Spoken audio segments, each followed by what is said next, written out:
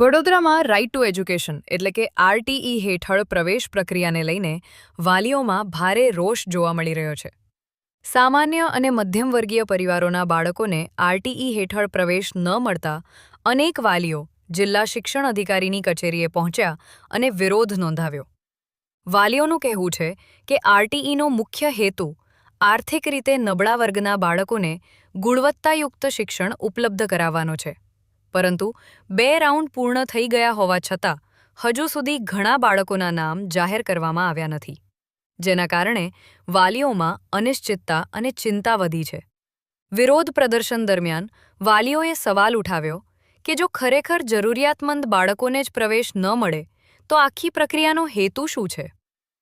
વાલીઓનું કહેવું છે કે બાળકોના ભવિષ્યને ધ્યાનમાં રાખીને તેમણે આરટીઈ હેઠળ અરજી કરી હતી, પરંતુ સમયસર સ્પષ્ટતા ન મળતા તેઓ મુશ્કેલીમાં મુકાયા છે.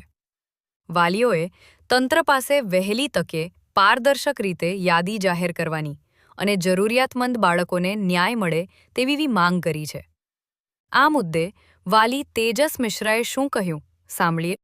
બાળકના એડમિશન માટે આપ આરટી થકી નથી મળ્યું, જેના માટે ડીઓને રજૂઆત કરવા માટે પહોંચ્યા છો. શું રજૂઆત છે તમારી?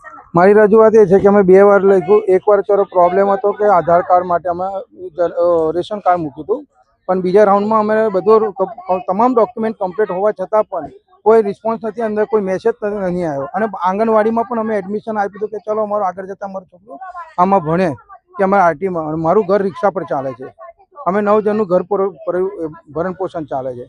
અને એડમિશન એવા લોકોને મળ્યા છે કે જે ઘરમાં 2 ટીવી છે, 2 એસી છે, ગાડીઓ છે. એ લોકો માટે એડમિશન કેવી રીતે મળી શકે? જરૂરિયાતમંદ માટે આરટી રાખી છે કે આ લોકો માટે રાખ્યું છે? એ યોગ્ય તપાસ સરકારે એમના પર કરવી જોઈએ. બિલકુલ. આરટીમાં જો એડમિશન નહીં મળે તો તકલીફ કેટલી છે? અમારા પર તકલીફ છે ને મેડમ. અમારે ક્યાં મૂકવું પડે? ત્યાં 4 તારીખે સ્કૂલો ચાલે, 8 તારીખે સ્કૂલો ચાલશે, સેકન્ડ રાઉન્ડ થર્ડ રાઉન્ડ આવશે, અમે ક્યાં જશું? ક્યાં? સરકારી શાળાઓને લઈને કોઈ ઓપ્શન વિચારેલું? કોઈ ઓપ્શન નહીં વિચાર્યું, પણ સરકારી શાળા સારી છે. પછી છેલ્લા અમારે એ તો રાખવું પડે. આજે અમારું છોકરું આગળ વધે એના માટે કરીએ છીએ કે સરકારી સ્કૂલને છોડીને અમારે જઈએ. હા.